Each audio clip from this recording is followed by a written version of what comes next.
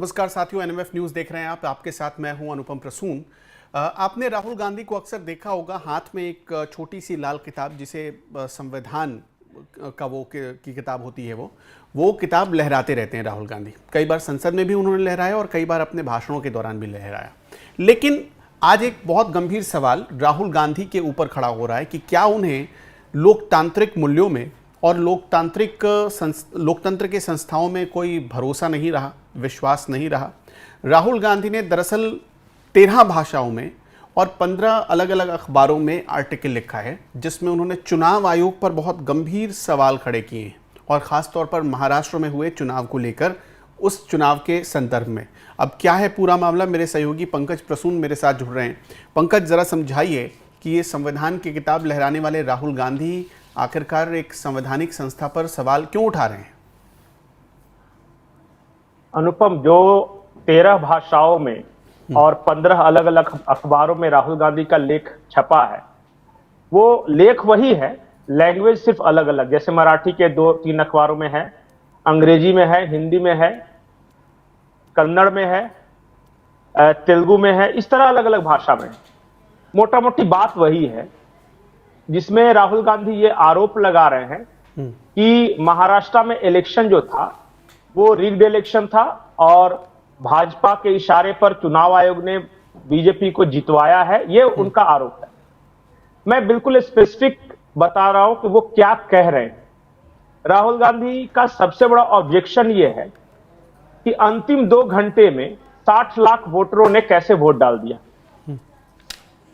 ये सारे आरोप जो वो लगा रहे हैं वो उसी वक्त भी लगाए थे जब महाराष्ट्र का विधानसभा चुनाव खत्म हुआ था, उस वक्त भी। और उस वक्त इन्होंने चुनाव आयोग की चिट्ठी भी लिखी थी और चुनाव आयोग ने बाकायदा इनके हर बिंदु पे जवाब के साथ उस चिट्ठी का उत्तर भी दिया था। और आज भी इलेक्शन कमीशन के वेबसाइट पे वो चिट्ठी राहुल गांधी की और उसका जवाब मौजूद है। तो चुनाव आयोग का कहना यह है कि कुल मिला के सुबह 7 बजे से 6 बजे तक करीब प्रति घंटे 58 लाख मतदाता वोट कर रहे थे। कुल मिलाकर 6,40,40,87,588 मतदाताओं ने मतदान किया था। 9,70,000 में से 6,40,000 ने वोट डाला था और on an average per hour 58 lakh लोग वोट डाल रहे थे। तो 9 करोड़ 70 लाख में से 9 करोड़ 70 लाख 9 करोड़ 70 लाख टोटल वोटर थे, जिसमें से मतदान किया था 6 करोड़ 40 लाख वोटरों ने। तो कुल मिला के इस हिसाब से एवरेज हर घंटे 58 लाख वोटर वोट डाल रहे थे। वो जो सुबह से जो प्रोसेस चल रहा था, राहुल गांधी का ये ऑब्जेक्शन कि अंतिम 2 घंटे में 60 लाख कैसे डाले, तो जो एवरेज दिन भर का निकालेगा उस हिसाब से तो 1 करोड़ 16 लाख वोट पड़ने चाहिए थे, लेकिन 60 लाख वोट पड़े अंतिम 2 घंटे में। इसका मतलब कि दिन भर के एवरेज से कम पड़ा था शाम को। दूसरा राहुल गांधी का ऑब्जेक्शन जो है, आज भी उन्होंने उठाया और चुनाव के बाद भी बोला था कि अचानक वोटर लिस्ट में इतने लोग कैसे बढ़ गए। हाँ। कि मतलब कि पिछले विधानसभा चुनाव आयोग का वो पूरा लेटर जो राहुल गांधी ने सवाल उठाया था, जो ऑब्जेक्शंस उठाए थे, उनका बिंदुवार जवाब चुनाव आयोग की तरफ से दिया गया। मैं आपके पास लौटता हूं पंकज जी। मेरे हाथ में वो आर्टिकल है जो राहुल गांधी ने लिखा है और इसका टाइटल क्या दिया है उन्होंने, चुनाव की चोरी का पूरा खेल समझिए। कई जगहों पर उन्होंने दिया महाराष्ट्र में मैच फिक्सिंग, कई जगहों पर यह हेडलाइन लगाया गया है और राहुल गांधी इसके आर्टिकल के लेखक हैं, इस आर्टिकल को लिखने वाले हैं। राहुल गांधी ने जो कहा है, देखिए, देवेंद्र फडणवीस की सरकार महाराष्ट्र में बेहतरीन काम कर रही है, बीजेपी की सरकार बेहतरीन काम कर रही है और राहुल गांधी की आंखों में ये बात बहुत चुभ रही है। राहुल गांधी क्या लिखते हैं, मैं थोड़ा पढ़कर बता देना चाहता हूं अपने दर्शकों को। चुनाव पहले उन्होंने सब टाइटल लगाया है, फर्जी वोटरों के साथ मतदाता सूची में वृद्धि। चुनाव आयोग के आंकड़ों के अनुसार महाराष्ट्र में 2019 के विधानसभा चुनाव में पंजीकृत मतदाताओं की संख्या 8 करोड़ 98 लाख थी। 5 साल बाद मई 2024 में लोकसभा चुनाव में संख्या बढ़कर 9 करोड़ 29 लाख हो गई। बहुत ध्यान से सुनिएगा। इसके सिर्फ 5 महीने बाद नवंबर 2024 में विधानसभा चुनाव में यह संख्या बढ़कर 9 करोड़ 70 लाख हो गई। यानी 5 साल में, लोकसभा चुनाव को कोट कर रहे हैं, 5 साल में 31 लाख की मामूली वृद्धि हुई और सिर्फ 5 महीनों में 41 लाख की वृद्धि हो गई। वोटरों की संख्या 9 करोड़ 70 लाख पहुंचना असामान्य है, ये राहुल गांधी कह रहे हैं।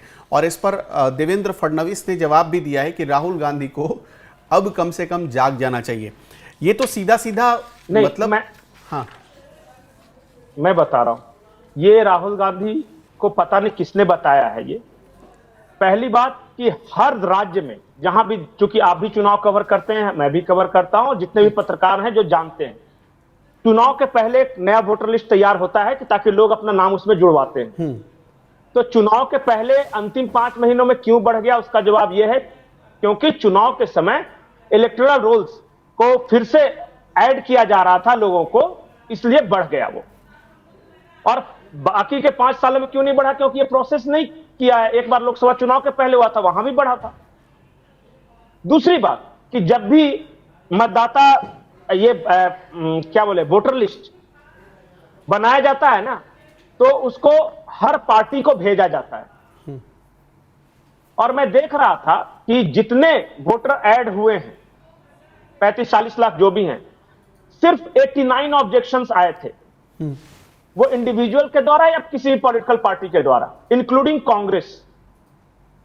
तो जब वोटर लिस्ट तैयार हो रहा था और जब सौंपा गया, तब कांग्रेस ने क्यों नहीं ऑब्जेक्ट किया?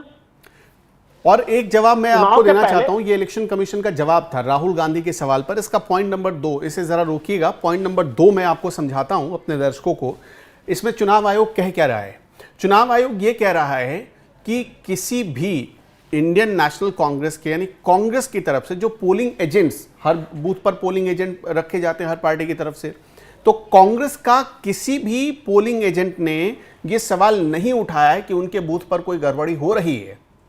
अब जब सवाल नहीं उठाया, उस समय जब वोटिंग चल रही थी, दर्ज कराई, हाँ जी, एक भी फर्जी वोट की शिकायत दर्ज नहीं कराई गई। और कांग्रेस के 27,957 पोलिंग एजेंट्स थे, हर बूथ पे एक तो उसमें से ये कहता कि एक तो कम से कम फर्जी वोट पड़ा है।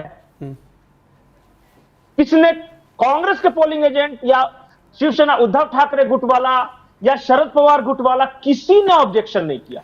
हाँ, अब इसके पॉइंट नंबर 3 पर जाइए। अब जरा इलेक्शन कमीशन ने जो जवाब दिया है उसके पॉइंट नंबर 3 पर हम जाते हैं। पॉइंट नंबर 3 क्या कह रहा है? पॉइंट नंबर 3 कह रहा है कि महाराष्ट्र में हर साल जो रिप्रेजेंटेशन ऑफ पीपल एक्ट 1950 है, उसके तहत हर साल एक बार, ध्यान दीजिएगा, हर साल एक बार या हर साल चुनाव से पहले रिवीजन होता है इलेक्टोरल रोल्स में। और इसी वजह से, इस रिवीजन की वजह से ये जो 41 लाख वोटर्स बढ़े, वो बढ़े हैं। हाँ पंकज जी, हर साल वोटर लिस्ट पॉलिटिकल पार्टियों को भी सौंपा जाता है, हर साल, ताकि अगर कोई आपको ऑब्जेक्शन है तो कह सके। मतलब इस चुनाव से पहले 5 साल, यानी 5 बार तो कांग्रेस के पास आया होगा बढ़ा के जो लोगों ने ऐड करवाया होगा।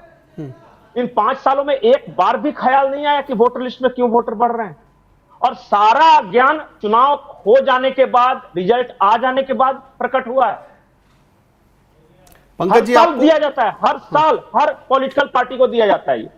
पंकज जी, आपको थोड़ा सा रोकना चाहेंगे। राहुल गांधी ने ये बात संसद में भी उठाई थी, आप सुनिए जरा राहुल गांधी ने संसद में क्या कहा था। Now I want to bring to the notice of this house some data, some information about the Maharashtra election. Very simple stuff. Speaker sir, between the Lok Sabha election, which the India Alliance won, and the Vidhan Sabha election, the voting population of Himachal Pradesh was added to the voting roll of Maharashtra. Meaning the entire population of Himachal Pradesh was added to the voter rolls of Maharashtra. Please understand what I am saying. In Lok Sabha, the difference between Lok Sabha and Vidhan Sabha was the population of Himachal. The entire population, almost 70 lakh new voters suddenly arrived between Lok Sabha and Vidhan Sabha. Now, the most interesting part, and the Prime Minister is not looking at me. The most interesting part, सुन रहे हैं, मजबूरी है। आप the तर्क most पे बात कर रहे हैं, interesting बाद part, में सब सुनेंगे, देख नहीं रहे तर्क पे बात करो। मुंह नीचे कर लिया suddenly. The most interesting part is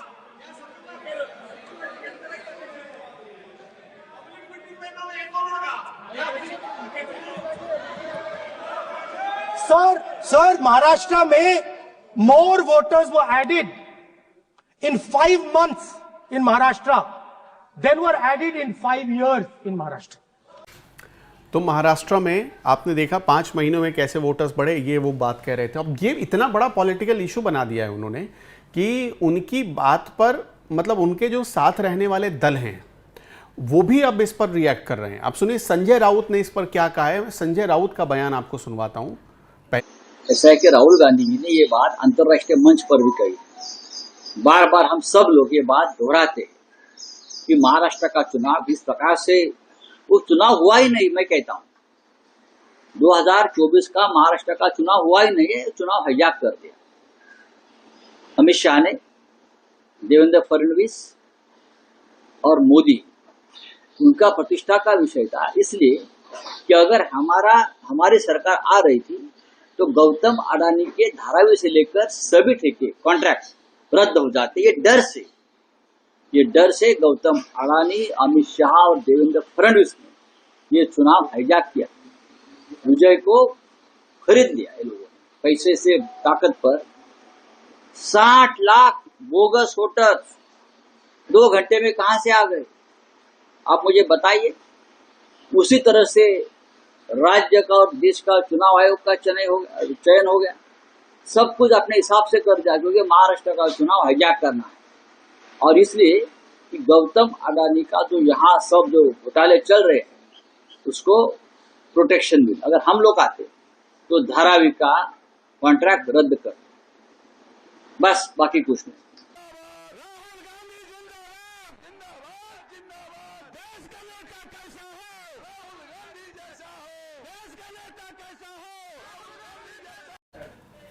Sanjay Raut को सुन रहे थे। संजय राउत भी सुर में सुर मिला रहे हैं राहुल गांधी के। और सबसे दिलचस्प बात यह है कि ये वो लोग हैं जो सत्ता से बहुत सालों से दूर हैं और महाराष्ट्र की पब्लिक चाहती नहीं कि इनको सत्ता मिले। जी पंकज जी।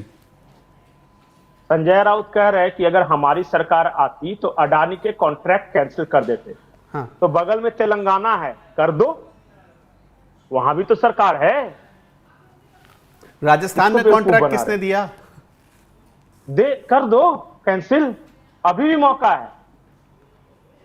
और दूसरी बात ये कह रहे हैं कि अंतिम 2 घंटे में 60 लाख बोगस वोट हुआ। इसका मतलब 6 बजे से जो लाइन में आदमी खड़ा होके जो दे रहा था 7 बजे तक वोट, वो सारे वोटर बोगस थे। संजय राउत को इसलिए मैं पागल बोलता हूं, साइको। और ये मेरा कथन नहीं है, ये देवेंद्र फडणवीस ने कहा कि मैं पागलों की बात का जवाब नहीं देता, और मुहामूर्ख तक बोला था। और शायद ज्यादा बोलने की वजह से ही भाव तोरशेखर एक पत्रकार है, उन्होंने एक रिपोर्ट छापी कि संजय राउत को जमकर कूट दिया था उद्धव ठाकरे के ही विधायकों ने मतोश्री के अंदर। कोई तर्क नहीं, कोई रीजनिंग नहीं। अडानी का धारावी प्रोजेक्ट में कैंसिल कर देता, इसलिए पैसे के दम पे जीत गया चुनाव, तो कर दो कैंसिल। जितने कांग्रेस राज्यों में चल रहा है प्रोजेक्ट, तो वहां तो करना नहीं है। और अब जो महाराष्ट्र हार गए तो अडानी के चलते हारे। लोकसभा चुनाव अडानी के चलते हारे, और राहुल गांधी कर रहे हैं। और राहुल गांधी का दामाद जो है रॉबर्ट वाड्रा, अडानी के साथ एग्रीमेंट कर रहा है। दुनिया को बेवकूफ ये समझते हैं, पर उतनी बेवकूफ है नहीं देश की जनता जितना ये कह रहे हैं। रॉबर्ट वाड्रा क्या करने गए थे अडानी के पास? अगर इतनी नहीं, मैं ये देख रहा था चुनाव आयोग का जो जवाब मैं देख रहा था पंकज जी,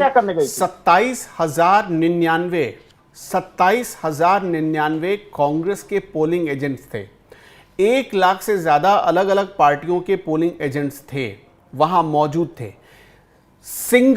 कोई भी सिंगल पोलिंग एजेंट ऐसा नहीं था किसी भी पार्टी का। कांग्रेस तो छोड़िए 27,000 पोलिंग एजेंट्स को, किसी भी पार्टी के पोलिंग एजेंट ने ये कोई शिकायत नहीं की कि एक भी वोट बोगस गिरा हो। और शरद पवार ने तो साफ साफ कह दिया कि ये बकवास बात कर रहा है कि चुनाव ये है वो है। बोला ऐसा कुछ नहीं है, हम हार गए। वो मैच्योर पॉलिटिशियन है ना, वो कई चुनाव देख चुके हैं।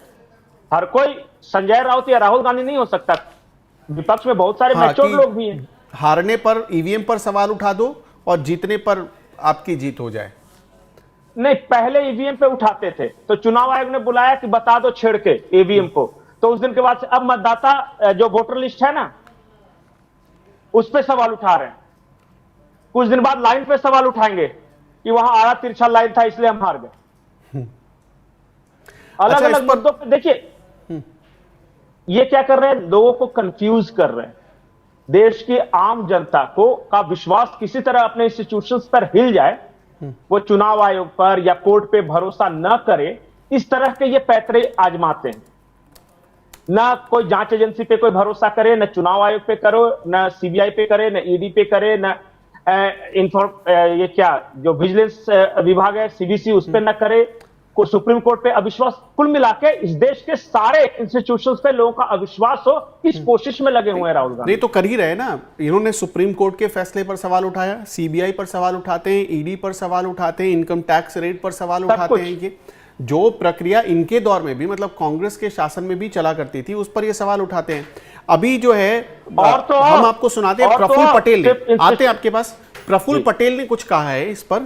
प्रफुल्ल पटेल की बात सुनते पहले। सर, राहुल गांधी जी का आर्टिकल आया, किस तरह से देखते हो, क्या कहेंगे इस बारे?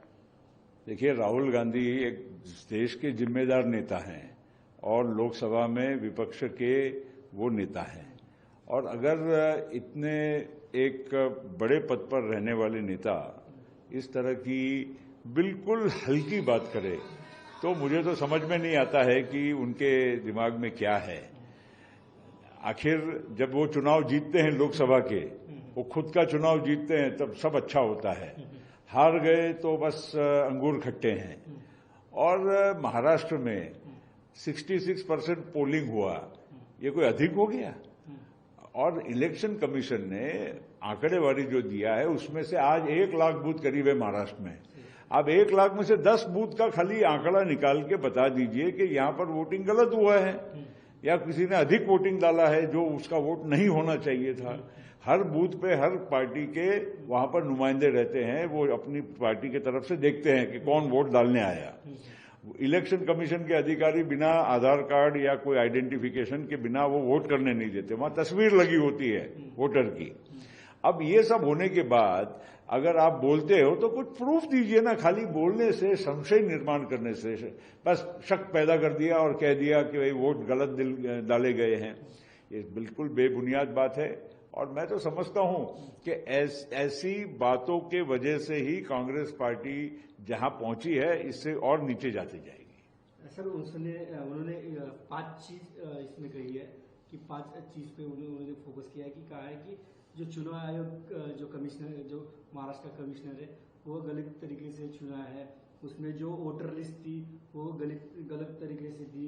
उसके बाद जो वोटिंग आई थी वो बढ़ा के वोटिंग आई थी। उसमें जो मतदान यादी है उसमें हेराफेरी की है। और आखिरी में कहा है कि ये सब जो चीज थी, जो आंकड़ेवारी थी या जो मतदान छिपाई गई, यही अधिकारी लोकसभा के चुनाव में थे तब अच्छा था। पूरे देश में इलेक्शन कमीशन, कर्नाटक में चुनाव में आप जीतते हैं, तेलंगाना में जीतते हैं तो बहुत अच्छा दिखता है। आप अभी खुद जीतते हैं अपनी स्वयं की सीट तो सब ठीक लगता है, और जहां पर दूसरे जीते तो भाई ये तो कौन सी बात है, ये कौन सा इंसाफ है, मुझे तो समझ में नहीं आता है। और जहां मैंने कहा ना कि 10 पूरे महाराष्ट्र के 1 लाख बूथ में से 10 बूथ का ख्याली वो ब्यौरा अगर वो आंकड़ेवारी के सहित साबित करके दिखाए कि यहां पर जो वोट डले हैं ये गलत डले हैं, उनके खुद के एजेंट जो नुमाइंदे वहां बैठे हैं वो साइन करते हैं। जब वो मालूम है कि बूथ जब बंद होता है, जब वो बैलेट बॉक्स बंद होता है तो उसके साथ उनकी सिग्नेचर ली जाती है। उनके 10 आदमियों ने प्रूव करना चाहिए। बेबुनियादी बात। हरियाणा में आप जीत गए लोकसभा, अच्छा था। हरियाणा में हार गए तो क्या कहा, महाराष्ट्र में आप जीत गए लोकसभा, बहुत अच्छा था। यही अधिकारी थे, यही वो सब लोग थे। देखिए, बात ऐसी है कि लोकतंत्र में लोग अपने विवेक से वोट करते हैं, और उनके विवेक पर अगर हमने शंका डाली कि भाई लोगों ने मतदान किया है, वोट किया है, वो सोच समझ के नहीं किया है, तो मैं समझता हूं कि लोग ही इसकी सजा देंगे। पटेल भी अब साफ कर रहे हैं कि राहुल गांधी को थोड़ा अपना सेंस लगाना चाहिए, ये आरोप लगाने से पहले थोड़ा सेंस लगाना चाहिए। और देवेंद्र फडणवीस ने भी राहुल गांधी को आज जवाब दिया है। देवेंद्र फडणवीस ने भी कहा है कि अब वो वक्त आ गया है कि कम से कम अब तो जाग जाए राहुल गांधी, अब तो चीजों को सीख लें। देखिए देवेंद्र फडणवीस ने क्या कहा है। उसमें वो कह रहे हैं कि चुनाव आयोग फिक्सिंग करता है और बिहार के चुनाव का लेकर डर भी उन्होंने बताया। इसका मतलब यह है कि राहुल गांधी इन्होंने बिहार में अपनी हार मान ली है। मैं हमेशा ये कहता हूं कि जब तक राहुल गांधी जमीन पर नहीं उतरेंगे, तथ्यों को जब तक वो नहीं समझेंगे और जब तक अपने आप से झूठ बोलेंगे, अपने आप को झूठा आश्वासन और झूठा दिलासा देंगे, तब तक उनकी पार्टी कभी जीत नहीं सकती। उनको जागना ही पड़ेगा, यथार्थ समझना ही पड़ेगा, नहीं तो ऐसी बेसिर पैर बातें वो हमेशा करते रहेंगे, हमेशा झूठ बोलते रहेंगे, हमेशा मतदाताओं का अपमान करते रहेंगे।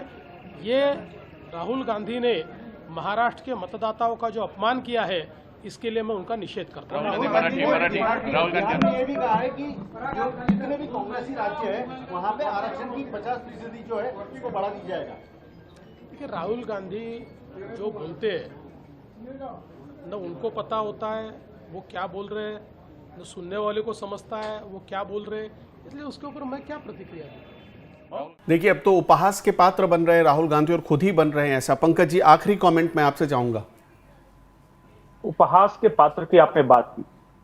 इस देश का लीडर ऑफ अपोजिशन इस देश के उपराष्ट्रपति के बॉडी लैंग्वेज की कॉपी कर रहा था संसद भवन परिसर के अंदर। यह उपहास इस देश के उपराष्ट्रपति का उड़ा रहा था या लीडर ऑफ अपोजिशन के पद का उड़ा रहा था, यह इस देश की जनता फैसला करे। आपने देखा होगा कि धनखड़ साहब के बॉडी लैंग्वेज का किस तरह से ये मजाक उड़ाए थे। एक बोलते हैं स्पॉइल्ड ब्रैट, अमीर परिवार का एक बिगड़ा हुआ बच्चा जिस तरह का बिहेव करता है ना, राहुल गांधी उसी तरह बिहेव कर रहे थे।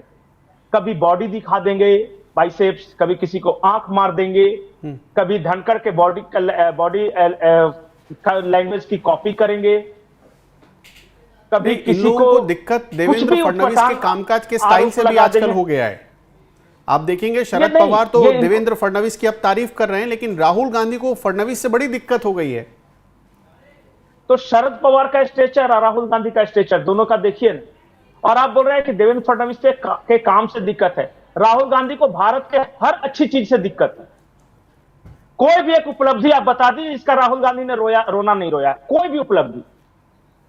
अगर इस देश में कुछ अच्छा होता है, अरे जीडीपी, अगर भारत जीडीपी में 4th पोजीशन पे पहुंच गया तो इसमें क्या रोने वाली बात है यार, इसकी भी बुराई कर रहा है।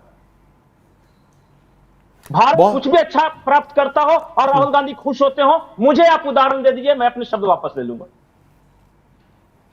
नहीं, अभी तो जीडीपी के मामले में तो भारत ने अच्छा किया, लेकिन अब उसमें भी एक कमी कांग्रेस ने निकाला कि नहीं भाई ये आंकड़े बढ़ा चढ़ाकर दिखाए गए हैं।